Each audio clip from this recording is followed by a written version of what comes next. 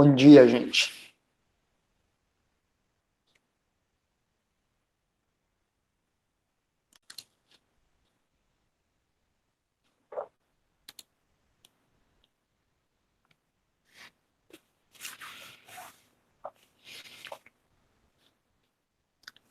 Então, vamos ver esse caso aqui, interessante, né? Bem, só lembrando o que a gente já falou sobre medicamentos para dor, sobre a dor, melhor dizendo, nós temos dois tipos principais de dor, tá? A aguda e a crônica. Tá? Então, a aguda é aquela rápida, né? Geralmente que envolve a sensibilização das fibras, das terminações nervosas, né, dos receptores para dor que está distribuído em vários tecidos, e outro tipo de dor é aquela dor neuropática, a dor crônica, melhor dizendo, quando o estímulo desses receptores é por um período de tempo prolongado, né, geralmente acima de 3 meses, e mesmo removendo a causa que está provocando essa dor, né, o nervo ele pode continuar a transmitir, a se despolarizar, sem o estímulo, né? E outra coisa também é quando nós temos lesões, né, nos feixes nervosos, nos neurônios que transmitem essa informação. Eles também, mesmo sem ter um órgão específico que está sendo estimulado as terminações nervosas, né, mesmo sem ter essa situação, o nervo em si ele transmite essa informação dolorosa, né, daí a dor neuropática, que geralmente é uma dor crônica também. Tá? E quando a gente chega nessa fase aí, gente, os medicamentos comumente usados, eles apenas já não apresentam um efeito tão satisfatório. Aí a gente precisa de outros medicamentos, tá? Então, o tratamento da dor é importante, né, nós sabermos qual a fase, qual o mecanismo que está envolvido naquele momento ali, né, para ter uma seleção do medicamento que faça um efeito mais satisfatório para a pessoa. Então, essa discussão de caso aqui, né, então a gente vai ver lá que é um senhor, né, de 78 anos, né, que mora desde 1976 em Nova Esperança, e o nível de escolaridade dele é até o segundo ano primário, e quando ele procurou o posto de saúde, a consulta, né, ele já tinha essas histórias, esse histórico de doenças, né, então ele tinha alteração no metabolismo dos lipídios, provavelmente colesterol e triglicérides elevado, e hipertrofia benigna de próstata. Tá? Essa hipertrofia benigna de próstata é uma condição esperada, né, em pessoas do sexo masculino, é óbvio, com o passar dos anos, com o avançar da idade. Tá? Então é uma situação bem comum acontecer isso daí. Ó, a hipertrofia benigna de próstata é uma condição benigna, tá? Diferente do câncer de próstata. Tá? O câncer de próstata já é uma neoplasia maligna, né, que tem lá suas consequências. Só que a fase inicial dessas duas condições, né, uma benigna e outra maligna, e a sintomatologia nessa fase inicial, elas são muito semelhantes. Né? Então vai ter a retenção urinária, vai ter o aumento da próstata, é óbvio, né? E, eventualmente, alterações também nos níveis de um exame sanguíneo chamado PSA, antígeno prostático específico. Tá? A hipertrofia benigna de próstata, uma vez diagnosticada, o tratamento dela é feito à base de medicamentos e, às vezes, intervenção cirúrgica. Tá? A próstata vai crescendo com a idade, né? E pode chegar a um ponto dela crescer tanto, a próstata geralmente é do tamanho de um pouquinho maior que uma azeitona, né? E a uretra, ela passa no meio da próstata, né? E à medida que essa próstata vai tendo essa hipertrofia, vai crescendo, ela pode obstruir a uretra, né? E levar à retenção urinária, tá? Isso daí é muito desagradável, né? A pessoa trava a urina de uma hora para outra e gera muita dor. E daí vai pro médico, né, pro atendimento de saúde, fazer intervenção cirúrgica para desobstruir. Tá? Isso daí é uma das consequências mais drásticas da hipertrofia benigna de próstata. O câncer de próstata também, ele vai crescendo aquela massa tumoral na próstata, né, e ele pode levar à obstrução das vias urinárias. Tá? E é óbvio que o tratamento daí é outro, né, mais complexo, exige uma avaliação médica mais, um acompanhamento médico mais detalhado. Mas o que eu quero dizer é que o tratamento farmacológico de quem está na fase antes de obstruir a uretra é a base de medicamentos, né? Então, aqui, no caso do nosso paciente, do nosso senhor aqui de 78 anos, né, ele toma a rosuvastatina e a finasterida. Então, essa rosuvastatina é um inibidor, né, da síntese de colesterol, lá da hidroximetilglutaril coenzima A redutase, tá? Provavelmente vocês viram isso lá em farmacologia, tá? Então, é uma enzima importante para a síntese do colesterol. Esse medicamento é prescrito, então, justamente quando tem hipercolesterolemia, né? E específico, né, para síntese de colesterol. E a finasterida, gente, ela vai agir lá na próstata para evitar que ela aumente de tamanho muito rapidamente, tá? Então, ele vai interferir com a ação da testosterona nesse órgão. Tá? E, consequentemente, a testosterona está envolvida, né, na hipertrofia, no funcionamento normal e na hipertrofia da próstata também. Então, quando tem HBP, hipertrofia benigna de próstata, a finasterida é usada, né, nesses casos. Antecedentes familiares sem relevância. Então, não tem mais nada na condição dos familiares ali. Só que esse paciente com essas duas condições, ele foi lá na unidade básica de saúde, né, mais de uma vez, porque ele estava com dor na região dorsal, né, provavelmente nas costas ali, na região do abdômen, né, mas na altura do abdômen, melhor dizendo. E daí o que o médico verificou? Ele verificou que tinha várias lesões, né, características de herpes zoster, né? Então, o diagnóstico de herpes zoster é relativamente fácil. Vocês já viram herpes zoster, galera?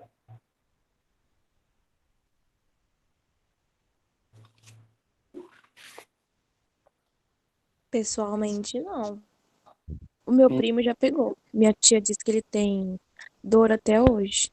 Faz anos. E que idade que ele tem?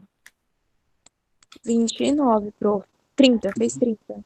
Então, o herpes labial vocês já conhecem, já viram, né? Ou é normal a gente ter também. Sim. Então tá, ó. Um pouquinho do herpes zoster, tá? Sem entrar na virologia, tá? Mas ele é provocado, a família dos herpes vírus, né, na qual pertence o herpes vírus, ele é bem amplo, tá? Então nós vamos ter lá dessa mesma família o citomegalovírus, o Epstein-Barr vírus, o vírus da herpes, tipo 1, tipo 2, tá? Que é o herpes labial, que é bem comum, e o herpes genital, né? Apesar que essa distinção entre herpes simples tipo 1, HSV, né? O vírus da herpes simples 1 e do tipo 2, se é oral ou genital, hoje já não tem mais essa, não se segue muito a risca, que as coisas misturaram bastante, né? Então o vírus se disseminou, esses dois vírus aí do oral e vaginal já são, não se faz muita distinção em relação ao acometimento dos órgãos por ele, dessas duas regiões. E depois, nós temos também, pertencente a esse grupo, o vírus da catapora, tá? Da varicela, né? Então, a varicela, que é aquela doença que a gente pega quando é criança, né? Geralmente, quando criança, Então, ele é um herpes zoster, ele é um vírus da família herpes.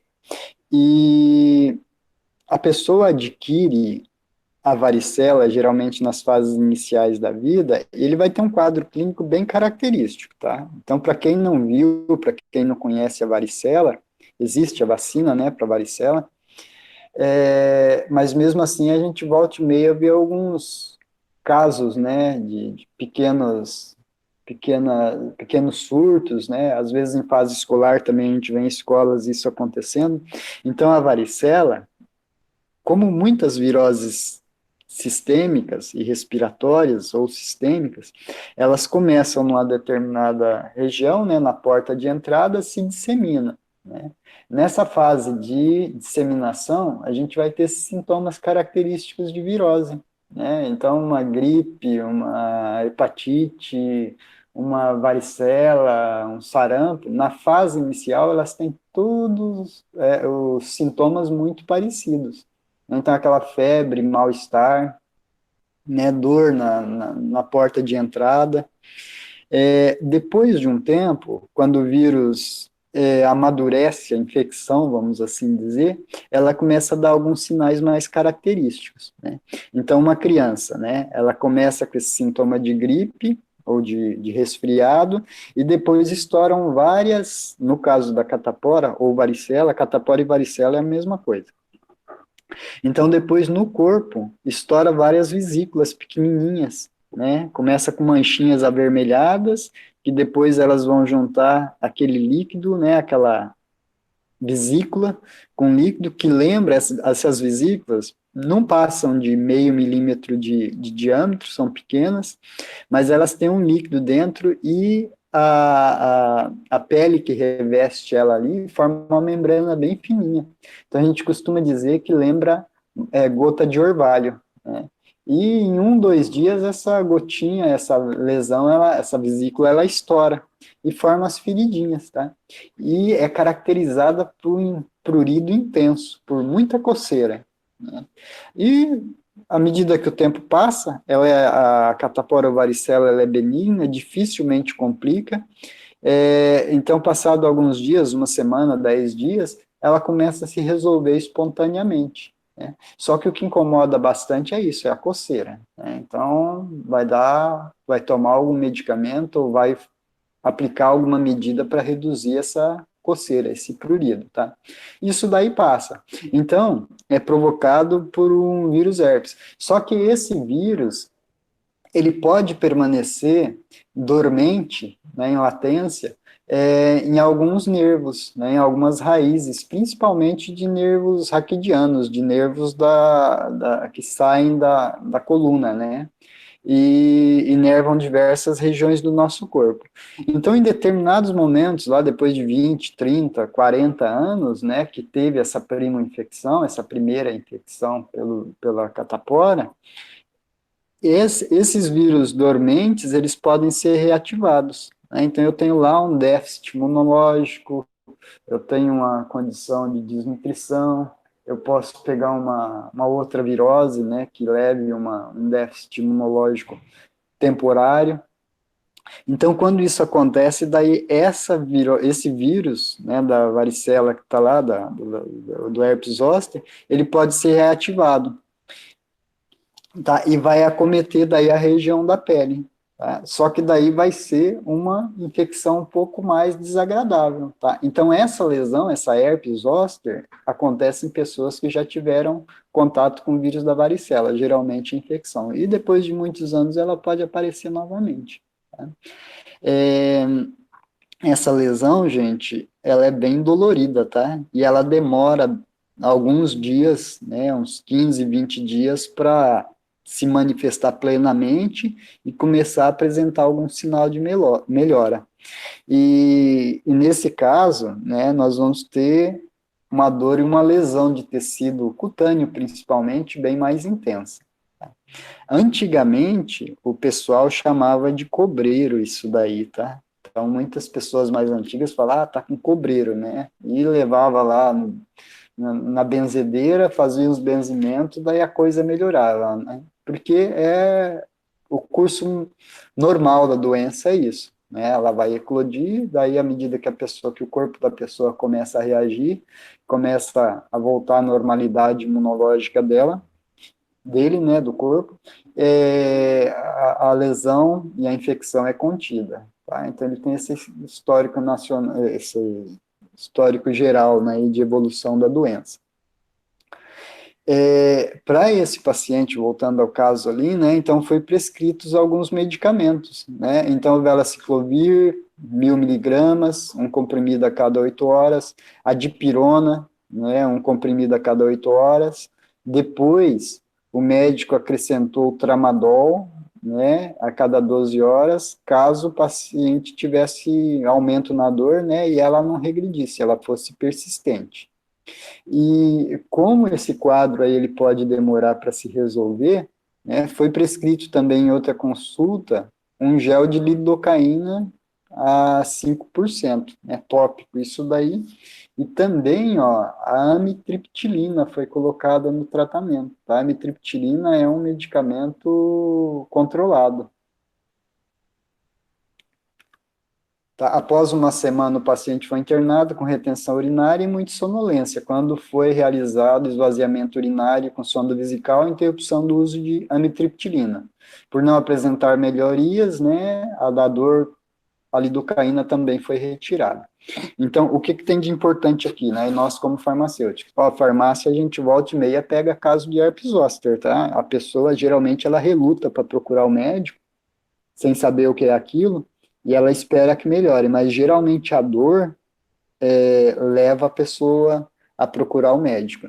Então, esse tiozinho aqui, né, ele começou a tomar os medicamentos, e a amitriptilina, né, que é um antidepressivo, ela tem, além do efeito esperado dela, ela tem um efeito adverso, né, o decorrente da sua estrutura, do sua inespecificidade por alguns receptores, ela tem a capacidade também de atuar em receptores colinérgicos, tá? Periféricos e centrais, né? Mas no caso aqui ela tem um componente, ela tem um efeito anticolinérgico periférico do tipo muscarínico um pouco proeminente.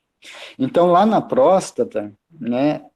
Se nós usarmos a acetilcolina, ela ajuda a manter a próstata no tamanho normal, né? Se nós inibirmos o efeito da acetilcolina fisiológica, e foi o que a amitriptilina fez, nós vamos provocar um aumento da próstata. E, consequentemente, né, no caso do nosso paciente aqui, levou a uma obstrução do fluxo urinário, né? Então, ele teve que ser internado para passar uma sonda ali, né, fazer uma raspagem de uretra, para que o fluxo normal fosse normalizado. E a amitriptilina que causou isso daí. Então, tratou uma coisa e deu um efeito colateral um pouco desagradável, né? E que levou ao abandono do uso da amitriptilina. Tá? Então, a amitriptilina, aproveitando aqui, né, hipertrofia benigna de próstata, quem já está em farmácia e quem vai para a farmácia, a gente tem que estar muito atento aos medicamentos que têm efeito anticolinérgico. Gente, vocês podem me dizer quais medicamentos comuns, assim, que têm efeito anticolinérgico? Do tipo muscarínico.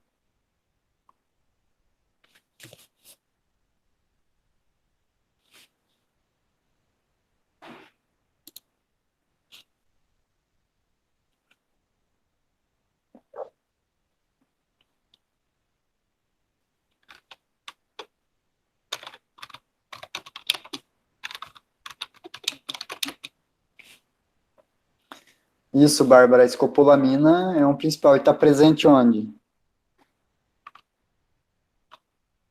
Vai lá, galera, ajuda a Bárbara aí, os nomes comerciais. Quem tem escopolamina na fórmula aí? Qual medicamento bem comum? Isso, o Buscopan tem. Tem mais algum outro que tem esse efeito? Duloxetina também. Williams, é uma pergunta ou uma afirmação? Galera, ajuda aí, duloxetina. Tem efeito anticolinérgico? Então a galera vai ajudar a resolver. Gente, quando eu faço as perguntas, tá? Nós não estamos em sala de aula e no mundo de hoje eu espero que vocês não decorem tudo, mas que saibam buscar informação. Então, quando eu faço pergunta, vão para a internet, aí busque essa informação. Beleza? Então, o William está perguntando se a duloxetina, ela tem efeito anticolinérgico. Então, vamos lá ver.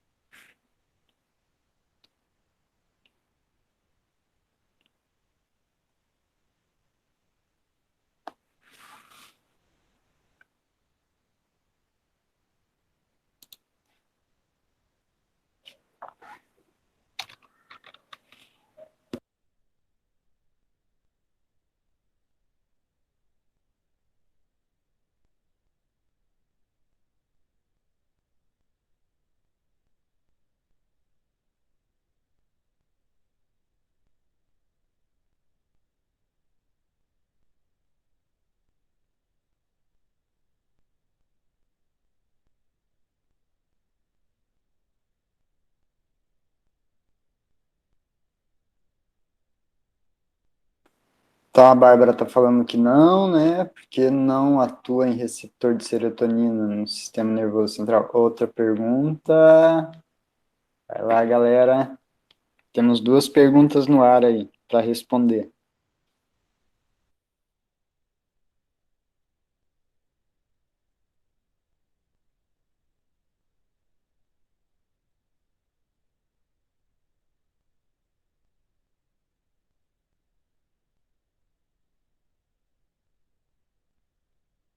Vão lá no Consulta Remédios, né? E dá uma procurada nos efeitos ali.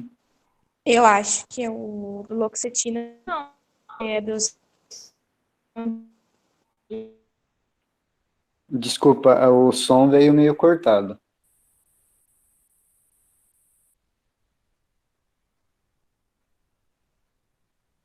Ixi, prof, é porque eu tô no celular, meu celular tá ruim.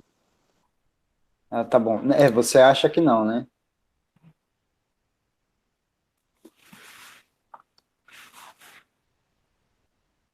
Então, assim, galera, eu quero que vocês corram atrás dessa informação, tá?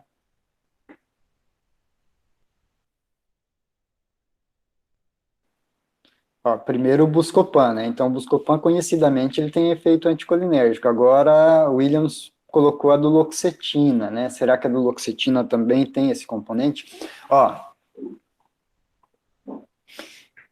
isso. Então, os medicamentos, de forma geral agora, né?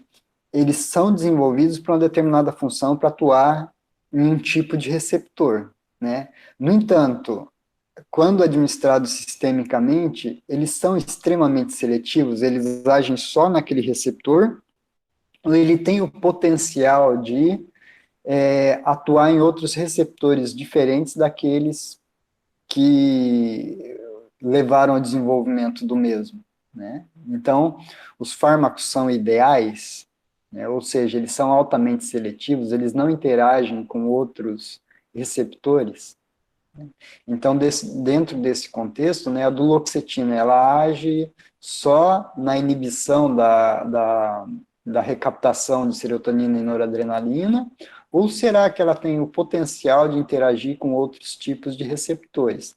Sabe, então é interessante a gente analisar a pergunta, né, e verificar nesse contexto mais amplo, porque na teoria, né, o fármaco ideal, ele teria que ser extremamente seletivo, agir só naquele local.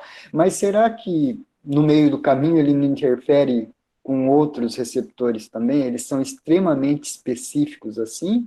Ou eles têm esse potencial de se ligar a outros receptores?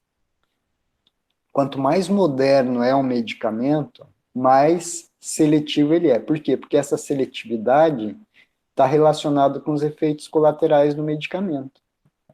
Então, quanto mais seletivo, menos efeito colateral ele tem. Aí os fármacos mais modernos, eles têm essa característica de ser mais seletivos. E à medida que os fármacos são mais antigos, né, e menos seletivos, então a gente toma aquele medicamento e dá vários efeitos colaterais, porque ele não age apenas num tipo de receptor, ele age numa gama bem mais ampla de receptores. Tá? Então, nesse contexto aí que a gente tem que verificar se a duloxetina tem esse potencial. Então, vocês pesquisaram lá e viram se a duloxetina pode provocar isso? Ó, na farmácia, o que caracteriza, né, o que a gente pode suspeitar de ação anticolinérgica? Eu vou pegar o exemplo do Buscopan.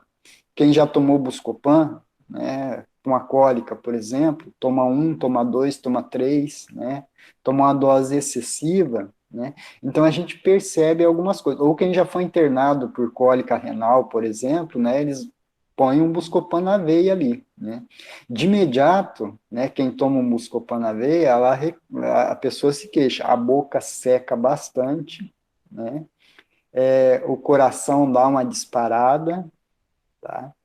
Eventualmente, pode acontecer constipação, o intestino deixar de funcionar, se o Buscopan continuar o uso dele, tá? E a urina também, ela fica menos frequente, né? Então, um pouquinho, a bexiga, vamos assim dizer, fica mais preguiçosa, tá? Então, quando nós temos pacientes na farmácia que chega se queixando, né? Ah, esse remédio me dá boca seca, esse remédio, junto com a boca seca, dá esses problemas, a urina está mais demorada para sair, né? Ou ressecou meu intestino, como diz, então a gente pode suspeitar de ação anticolinérgica. E é claro, gente, se for num paciente que já tem hipertrofia benigna de próstata, né, esse componente anticolinérgico, né, do medicamento vai ser bem mais evidente, né, que foi no caso da amitriptilina aqui. Tá? Então a gente suspeita na farmácia isso daí. Nós, como farmacêuticos, a gente tem que estar atento, porque muitas vezes a pessoa toma lá vários medicamentos, esse caso clínico ilustra bem isso, né? Então, o paciente está tomando a rosuvastatina e a finasterida, e daí é colocado vários outros medicamentos ali, faz aquela polifarmácia que a gente chama, e um deles corta, né, antagoniza o efeito de um medicamento que ele já está tomando para outra patologia, né? Então, a gente verifica essa retenção urinária, tá? Na farmácia, nós podemos antever isso daí, prever isso daí, né, e verificar que vai ter uma incompatibilidade, né, um problema relacionado a medicamentos decorrente disso, se a gente puder evitar, a gente tenta evitar, né? Então, a triptilina não seria bem-vinda. Um Buscopan para esse paciente, eu estou com retenção urinária, minha bexiga está doendo, está me dando um pouco de cólica, eu vou comprar um Buscopan, né? E se fosse esse paciente, né, completamente desencorajador, né? A gente não pode estimular o uso desse medicamento. Agora, a duloxetina, né, a gente ainda não respondeu. Vocês acharam a pergunta aí? Além da Bárbara, que só ela que e o Williams. Então, os outros participantes do grupo, pode me dizer se a duloxetina, na bula dela, fala de algum desses sintomas relacionados com efeito anticolinérgico que nós estamos verificando se ela pode ter ou não?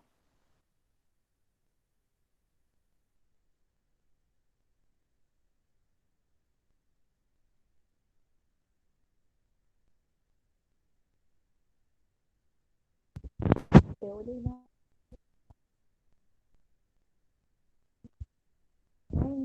e a respeito da interação.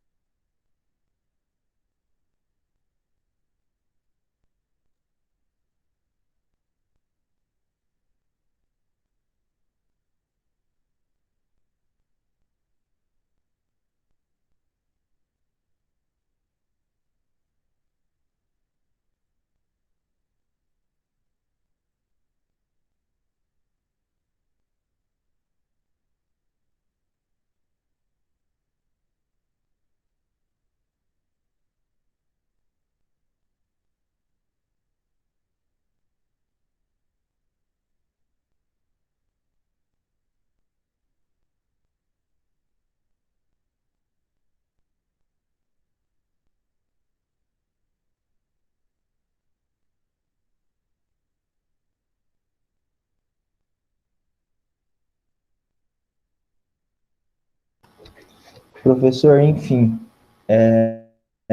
eu acho que realmente não é não, tô com a Bárbara na bula dele. Só cita que ele é inibidor da recaptação de serotonina e noradrenalina. Noradrenalina, né? Então tá, obrigado, William. E os outros participantes do grupo aí, só tá vocês dois? Só vocês dois participam, dá a impressão que os demais não estão participando do Meet, viu? Vou ter que mudar a estratégia nossa. A Carol respondeu ali. Graças, Carol. Carol.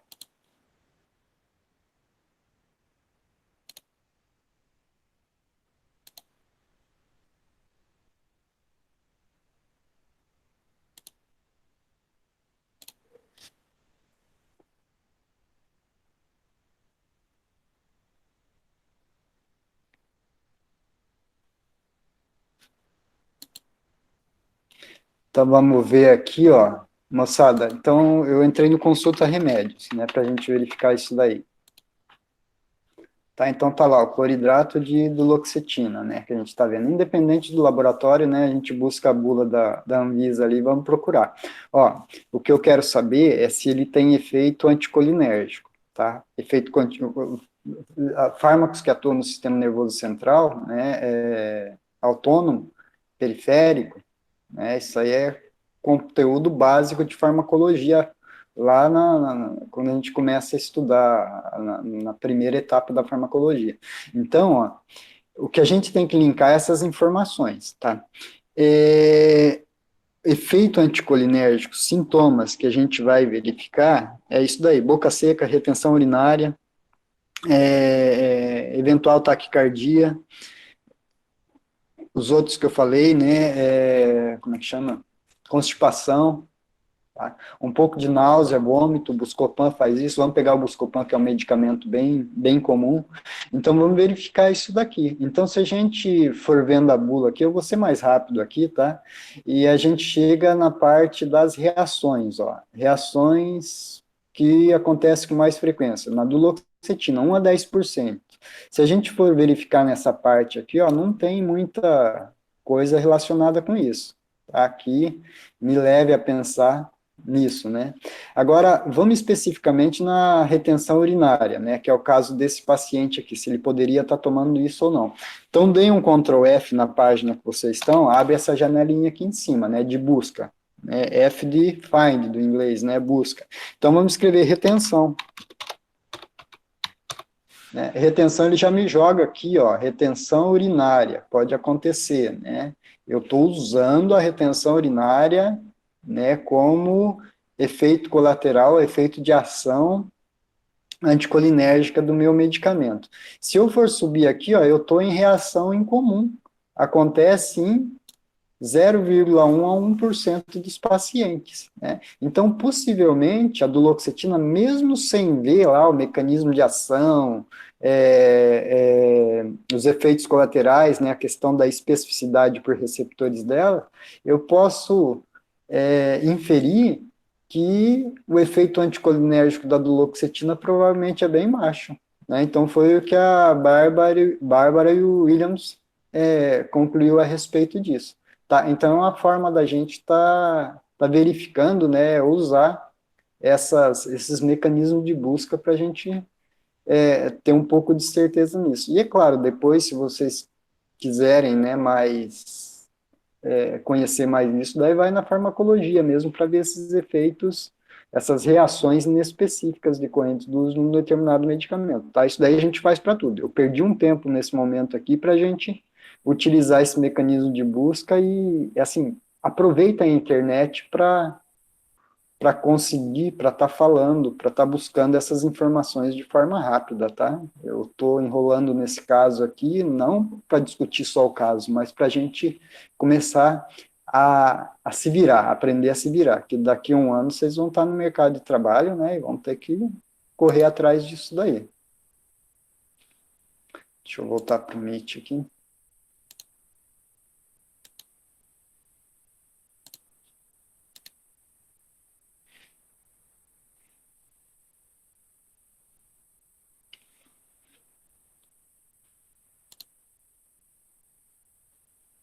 Então tá concluído isso aqui, né? Depois, ó, na próxima consulta, né, ele resolveu a questão do herpes dele, das lesões iniciais, e ele entrou agora nessa fase aqui de neuralgia pós-herpética, né, a NPH, e foi então prescrita gabapentina, né, em dose crescente, e foi aumentando isso daí até ter 3 comprimidos ao dia, e alguns nutrientes, a citidina, a uridina, a B12, a cada 24 horas. Foi marcada uma nova consulta, né, em 20 dias, para reavaliar a situação clínica do paciente, e depois ele começou, por conta própria, a diminuir a dose de gabapentina, né, ele, ao ter diminuído a dor, né, à medida que a dor foi diminuindo, ele foi reduzindo a dose também. Depois de 9 meses, ele parou de sentir dor e recebeu alta dessa condição que ele estava presente aqui, né? Então, aqui estão os medicamentos, né? Ele começou com velaciclovir e dipirona, tramadol, a lidocaína e a amitriptilina, depois passou, né, para a gabapentina e esses outros nutrientes, né? Tirou a lidocaína e a amitriptilina, por não apresentar, a lidocaína não fez efeito nenhum, e a amitriptilina por ter esse efeito colateral. E depois ele manteve por um período maior a gabapentina, né, até reduzir a dose. Tá? Então aqui, ó, é o herpes zoster que eu estou falando, né? Então o vírus ele fica latente nos nervos. Esse mesmo mecanismo, galera, acontece também com os outros 2 tipos de herpes, tá? Genital e labial. Herpes, quem teve uma vez, geralmente vai ter sempre, tá? São vírus que ficam latentes, adormecidos lá na raiz do nervo, e a gente não consegue eliminar esses vírus. Então, a gente vai ter para o resto da vida, né, o vírus. 90% da população mundial adulta é portadora desse vírus. Eu falo isso porque, às vezes, a gente fica meio receoso, né, de que as pessoas estão com aquela ferida, né, com aquela lesão no lábio, e a gente fica meio distante dessa pessoa. Então, provavelmente, se você pegou herpes, né, não foi, a chance de ser dessa situação atual é muito baixa, né, provavelmente já entrou em contato com o vírus da herpes em outras situações, né, quando a gente vê o herpes, a gente toma mais cuidado, né, agora, quando a pessoa compartilha talher ou outros copos, etc e tal, né, contamina esse material, a gente não sabe que o material está contaminado e acaba se contaminando. E quando é criança também, né, criança não está nem aí para essas coisas. Então, geralmente, na infância, que a gente entra em contato com os vírus da herpes, né, seja o da varicela, seja os labial. E depois, na fase mais adulta, o genital. Mas uma boa parte da população tem isso daí. Quando ele se manifesta, por quê? Porque apresentou alguma queda, alguma baixa, algum déficit imunológico, né? E algumas pessoas isso daí é recorrente, né? Então tem pacientes na farmácia que a cada 3 meses aparece ali, né? Para comprar uma pomadinha para herpes, porque está aparecendo com muita frequência, né? Então é porque o organismo deixa, né, manifestar essa virose. No caso do zoster, a mesma coisa, né? Então, a pessoa que já tem o zoster uma vez, ela tem grande chance de ter novamente, tá? Geralmente demora mais anos, né? Não é muito frequente isso daí. Na atualidade, ó, tem algumas situações que provocam imunossupressão, imunodepressão, tá? Ó, pacientes transplantados, tá? Eles têm que tomar medicamentos imunossupressor para diminuir a rejeição, tá? Isso daí é praticamente a vida toda depois do transplante. Então, eles podem ter herpes zoster. Nós temos o uso de corticoides sistêmicos por um período de tempo mais prolongado, tá? E aí tem várias situações, né? Doenças reumatológicas, por exemplo, pode-se tomar medicamentos, doenças autoimunes, né? A pessoa pode tomar corticoide de forma constante, tá? E a imunossupressão predispõe ao aparecimento de zoster. Tem infecções por HIV, que a gente não fala muito, né, mas é uma constante. Tem quadros de desnutrição, né, desnutrição não aquela só por falta de calorias, né, mas de outros nutrientes também, né, a pessoa só come carboidrato, né, chega um ponto que desenvolve um déficit proteico e de outros nutrientes e vitaminas que pode comprometer a atividade imunológica, daí manifesta o zoster, né, a gente começa a avaliar todas essas condições aí. Tá, então, e aparece na farmácia esse paciente, tá? Ele é caracterizado por quê? Geralmente, o vírus fica latente, ó, eu coloquei aqui, o, num nervo, né, raquidiano, tá? Num nervo desses da coluna, então o vírus está latente aqui. Quando ele é ativado, ele vai afetar essa região, né, uma faixa bem delimitada que é coberta, que é inervada por esse nervo raquidiano, né, da pele. Essas regiões, se a gente for lembrar lá da anatomia, né, da fisiologia, mas principalmente da anatomia, essa região que cada nervo da coluna, nervo raquidiano cobre da pele, é chamado de dermátomo, da pele e dos músculos, das regiões abaixo ali também, né? Então, ó, o vírus desenha daí essa lesão, né, na forma de uma faixa, né? Então, essa outra imagem aqui mostra isso também, ó. Então, outras regiões da pele, abaixo e acima ali, elas são poupadas. E uma outra característica é que essa lesão, na maior parte das vezes, 95% das vezes, ela comete só um lado do corpo, né, porque não está sendo os dois nervos ali, né, o par raquidiano dos dois lados, direito e esquerdo.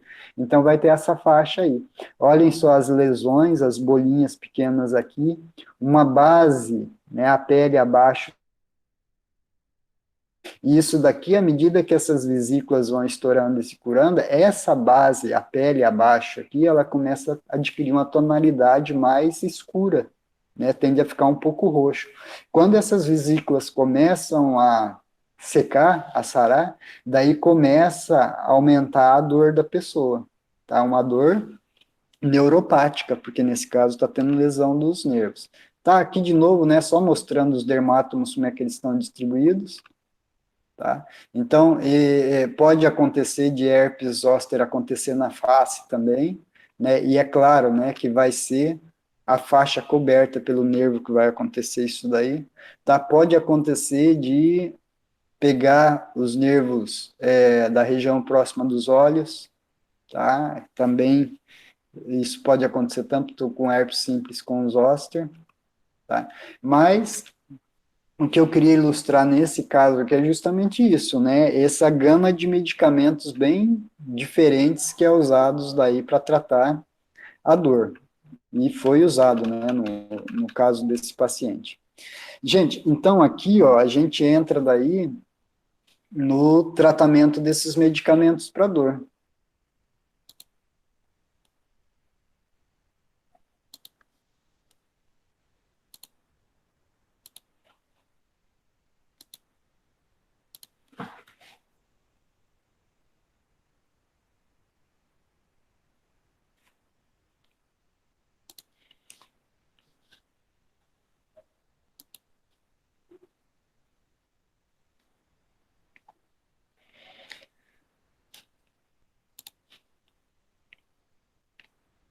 Então, ó, a terminação nervosa é estimulada, tá? A primeira etapa que nós temos é um feixe nervoso, né? São neurônios que levam esse impulso até a coluna, tá?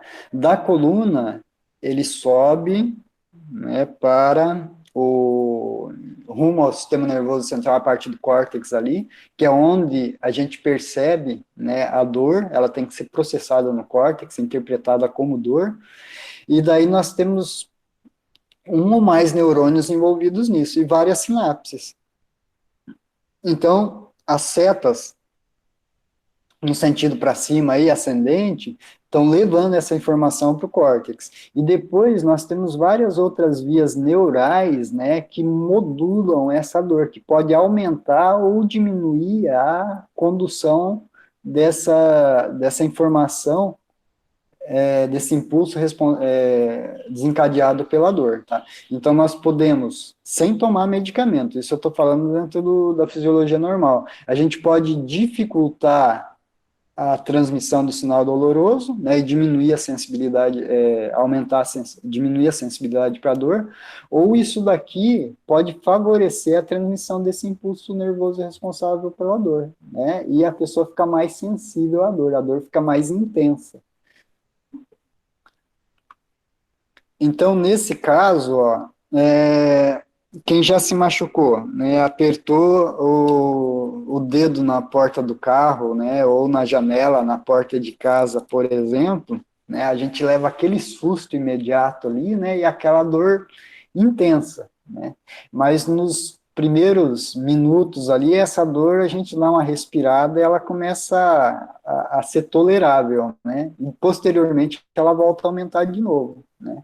Então, por quê? No começo, quando é uma dor aguda, inesperada, a gente tem aquela descarga adrenérgica, nós vamos ter várias substâncias no nosso corpo que minimizam um pouco essa dor. Tá? Então, exemplo disso são como é que chama? As endorfinas. Tá? As endorfinas, elas diminuem daí essa sensibilidade à dor. Mesmo estando transmitindo, né, o impulso nervoso, tendo a lesão ali, isso daí, num primeiro momento, pode diminuir. Tem algumas pessoas, não sei se vocês já viram alguns relatos, que falam, na hora do acidente, na hora que aconteceu, eu não senti dor, né? Pode ser uma coisa bem intensa, algo bem drástico, né? Ah, eu caí de moto, fraturei a perna, na hora a dor não foi tão forte, agora é maior. Por quê? Porque essas substâncias foram liberadas e estavam.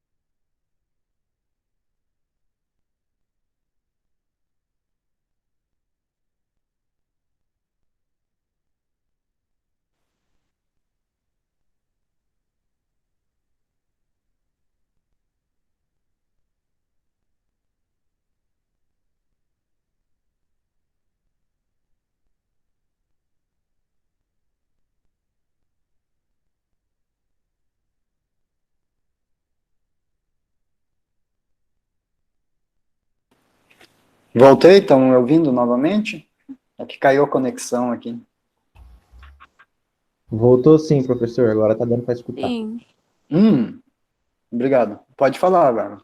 Bárbara não, quem tá falando? Tá certo, gente? Então, as prostaglandinas, elas têm, os anti-inflamatórios são muito usados para dor justamente por causa disso. E as prostaglandinas, elas sensibilizam os nervos não só periféricos, mas lá no sistema nervoso central também elas tornam os nervos mais sensíveis à dor. Quando vocês pegam uma gripe, por exemplo, né, não dá dor no corpo generalizada, né, a gente não tem essa dor, tá? O vírus da gripe, né? Vamos esquecer Covid, etc e tal aí.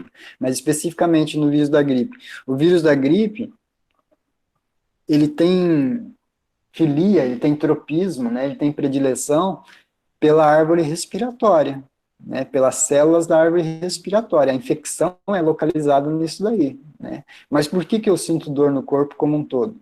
Por causa desses mediadores inflamatórios, né? Por causa das prostaglandinas, por exemplo, né? Então elas agem em todo o corpo e na transmissão nervosa ali na medula. Então os nervos, né, eles percebem, eles se despolarizam e dão essa dor generalizada. Então quando eu tomo uma dipirona para dor, um paracetamol para dor que eu sinto na gripe, eu estou inibindo, não, eu estou minimizando, né, o efeito dessas prostaglandinas no sistema nervoso central. Se eu tomo um nimesulida, aí sim eu vou estar agindo bem na síntese das prostaglandinas. Daí, além do efeito do nimesulida, né, na inibição da síntese de prostaglandina, eu tenho a ação dele no efeito que as prostaglandinas produzem lá no sistema nervoso central. Tá? A dipirona e o paracetamol, elas são bem mais potentes para isso, né, para agir no sistema nervoso central ali. Não são tão bons na inibição da síntese de prostaglandina, mas para inibir a ação delas é bom lá no sistema nervoso central. Né? E os outros anti-inflamatórios, né, os outros anti-inflamatórios, como diclofenaco, nimesulida, e os demais ali, eles são muito bons em inibir a síntese, né, mas não são tão eficazes em agir no sistema nervoso central. Só tomando como exemplo na nossa discussão de dor aqui, ó, quando eu tô gripado com aquela gripe que derruba, né, quem está em farmácia aí, né, e a pessoa se automedica, né, a gente geralmente indica para a pessoa, né, usar um medicamento isento de prescrição, uma dipirona paracetamol para febre, para dor um pouco, né, e um ibuprofeno, né, que é anti-inflamatório. Né. O ibuprofeno, o efeito anti-inflamatório dele depende da dose. Se é baixa a dose, ele vai ser só analgésico e antitérmico. Se eu aumento a dose, a posologia do ibuprofeno, daí ele já vai ter um pouco de ação anti-inflamatória também. E o mesmo não acontece com a dipirona e com o paracetamol. Eles não são muito bons para inibir a síntese de prostaglandina. Tá? Se eu tomo nimesulida, mais ainda, né? Ele tem uma ação anti-inflamatória mais potente, mas antipirética e analgésica não costuma ser tão potente. Então, geralmente associa mais de um medicamento para o tratamento da dor, tá? Por causa desse monte de locais, né, que os medicamentos podem agir para modular a dor. Nesse slide aqui está falando, né, que as endorfinas e serotonina, noradrenalina, eles podem diminuir a sensibilidade à dor, tá? Essas substâncias, eles fazem o nervo se despolarizar com mais dificuldade. Então, para ele transmitir o impulso nervoso,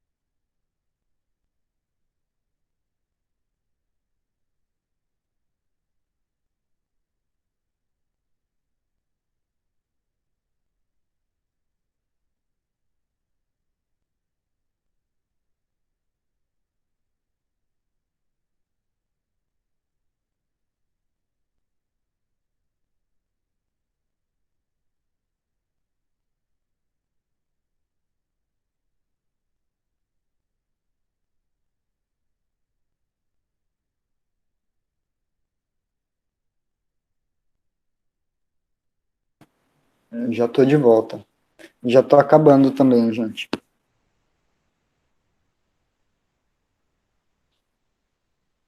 Essa parte aqui.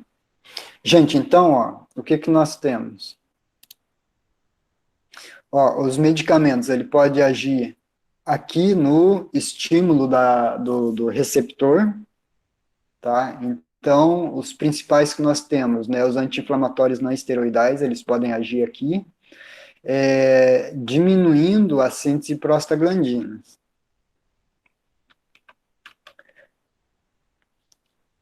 As prostaglandinas, eles têm esse componente aqui, ó, eles provocam hiperalgesia ou hiperalgia, tá? Mas isso daqui, um estímulo doloroso, né, ele se torna bem maior quando eu tenho uma inflamação, né? Então, eu perfurar a pele para aplicar um medicamento, né, na pele normal, é doloroso. Agora, se aquela região, né, aquele músculo, aquela pele, ela está inflamada por algum motivo, tomou 4 injeções, né, as últimas injeções vão ser mais dolorosas, porque já está inflamado, porque já tem prostaglandina sendo produzida naquela região. Então, o local está com hiperalgesia, por causa das prostaglandinas. Então, as prostaglandinas, na terminação nervosa, se eu inibo a síntese dessas prostaglandinas com anti-inflamatórios não esteroidais, daí essa hiperalgia diminui. Outra coisa, se a terminação nervosa está exposta, né, ela está sendo estimulada de forma constante, exemplo, queimadura, esfolados na pele, né, não tem ainda na fase inicial prostaglandina sendo produzida em grande quantidade, né? Então, os anti-inflamatórios nessas duas situações, no comecinho delas, não são tão bem-vindos, não vão ter muito efeito, né? Para eu conseguir eliminar a transmissão nervosa decorrente do estímulo disso daqui, ó, eu tenho que bloquear a transmissão nervosa, né? Quem faz isso? Quem são os bloqueadores dos canais de cálcio? Os anestésicos, tá? Então, vamos colocar a benzocaína, a lidocaína, né? Então, se a gente passar um antisséptico que tenha benzocaína na fórmula, né, e a terminação nervosa está exposta, um esfolado na pele, isso daí vai ser bem-vindo, né? Então, a gente vai conseguir diminuir essa dor. Nessa fase, assim que eu esfolei a pele, que eu queimei a pele, um anti-inflamatório não tem efeito. Posteriormente, até sim, né? Porque vai ter inflamação aqui para regenerar esse tecido. Depois, ó, continuando a nossa via aqui de dor, a gente entra no sistema nervoso central. Tá? No sistema nervoso central tem vários medicamentos que agem aqui. Os anti-inflamatórios, de novo, por aquilo que eu falei para vocês das prostaglandinas, né, produzidas e no sistema nervoso central aumentar a sensibilidade da dor. Os antiepiléticos, agonistas beta-adrenérgicos, os coxibes, tá, que são anti-inflamatórios. Eu esqueci de falar aqui, ó, os opioides, tá, a morfina, a codeína, tá, o tramadol, são opioides, eles vão ter receptores específicos nesses neurônios centrais, tá? E a gabapentina, pregabalina, eles são agentes que são antiepilépticos, né? Que diminuem o disparo desses nervos aqui, né? Então, na dor crônica, da dor neuropática, esses medicamentos vão ter mais ação do que um anti-inflamatório, que uma dipirona. Tá? Por quê? Porque a dor é lá no nervo, no sistema nervoso central. Tá? O nervo está lesado. Então é interessante que eu use um medicamento que tem ação direta nesses nervos aí. E outra coisa, os antidepressivos. Tá? Então os antidepressivos vão agir lá com a serotonina e a noradrenalina, inibindo essa resposta, essa via de transmissão nervosa no sistema nervoso central aqui dentro. Certo, gente? Eu acho que eu estou estourando o tempo, eu tenho que abrir a farmácia aqui já. Então, eu perdi bastante tempo nessa aula, porque dor é uma coisa bem constante na farmácia, tá? E a gente se encontra... a Bárbara, a Laura ontem perguntou, né? O pessoal perguntou se ia ter férias o estágio, tá? Deixa eu só interromper a gravação aqui já.